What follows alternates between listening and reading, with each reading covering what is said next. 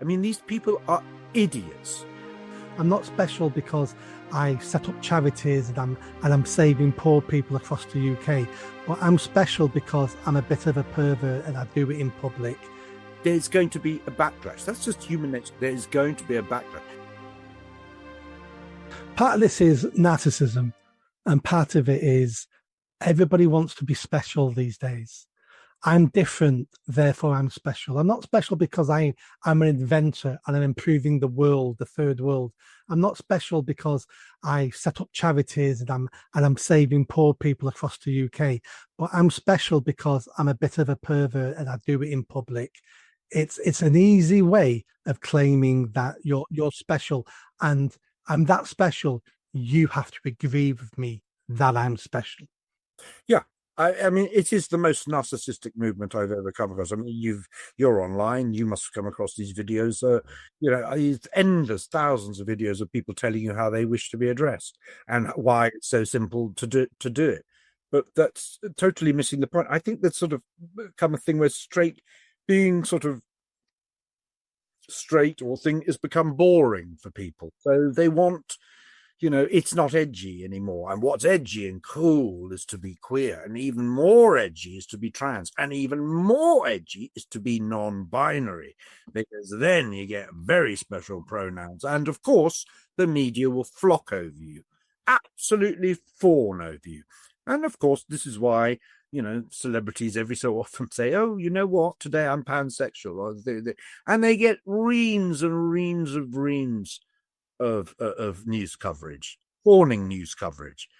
And this is what it's all about. It's a new trend. We used to do it with clothes and makeup, and we had groups, punks, goths, new romantics, mods, rockers. That was, you found your tribe and you expressed yourself because we identified with, we didn't identify as. And there's a big difference now. Now it's your entire personality. When I was growing up, when I was with Stonewall, I was involved in one of their shows called The Equality Show. And I loved it because we were promised, this is what we were promised, equality. Not more, not less, just equality. And I was hoping one day, a voice you'd be very surprised to hear. I won't say his name because I don't talk about him anymore. But one man said to me, do you realize one day this means you won't be known as James Dreyfus, the gay actor. You'll be known as James Dreyfus, actor.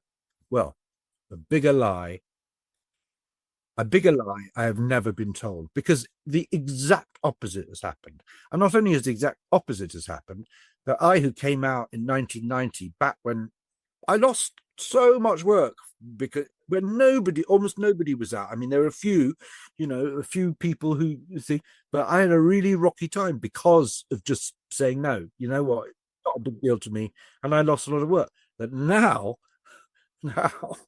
because I don't agree with all this, you've fallen down to the sort of the lowest common. In these people's eyes, I'm the worst of the worst. Make it make sense. Someone said something to me a couple of years ago that made perfect sense when we talk about narcissism and why people are identifying as queer now. Kylie Minogue's sister, Dannii Minogue, came out last week. She's been in the same monogamous heterosexual relationship for 15 years, and she's now announced she's queer. Staying with the guy. It's like, no. It's just, you've probably got an album coming out, haven't you? That's what it is. But someone said to me, a lot of this is down to mobile phones. Because once you've got a mobile phone and you've got a video and you're connected to the world, some people want to be the star of their own movie. And that's what a lot of this is about. They're the star of their own movie. Well, look, it's fine. If people want to do that, that's fine. What my objection is do it, but don't tag yourself onto a legitimate cause where many of let's just talk about this personally, where many of my best friends died at a very young age, and we went through we went through horrors in the 80s and the 90s. Don't tag yourself onto a legitimate aim with frippery, because it absolutely delegitimizes the original cause. Have your own. If you want to call yourself queer, it doesn't matter.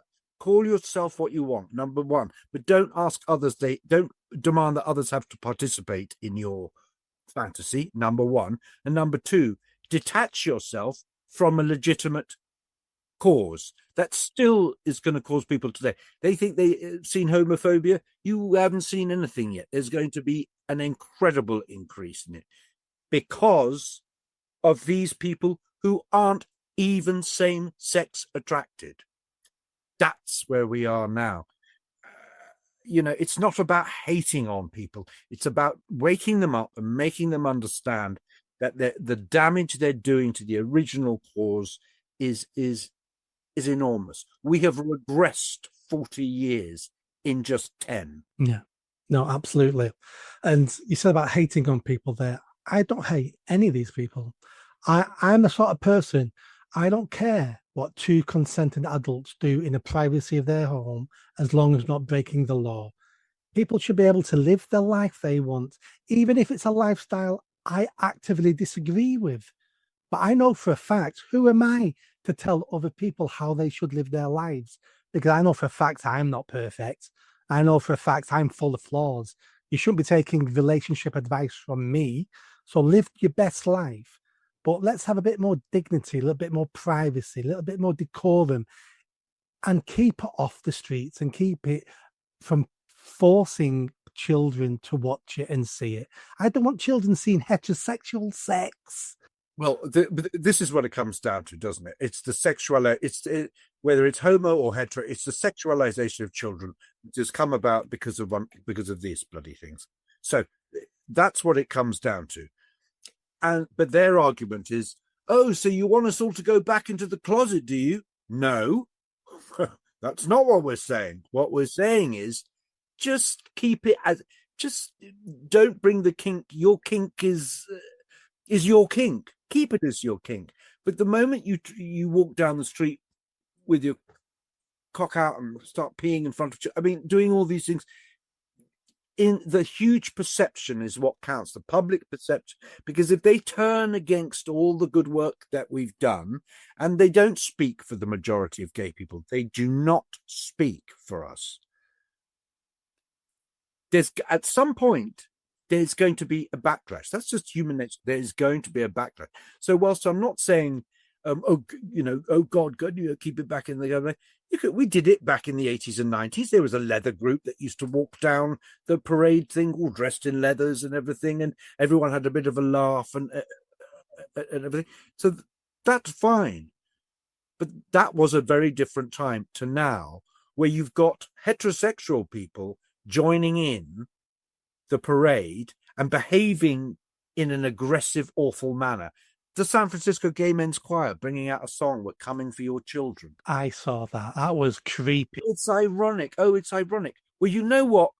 You should have all worn a badge saying this is ironic, because a lot of people out there are looking at that and going, see, we told you. These people are idiots and dangerous idiots. We're coming for your children. I've seen people chant this on parades. I've seen them chant it. And you're like, even if you're joking, don't just stop. Because if you think about it, if you really think about it, we never behaved like that. We, as gay people, never did.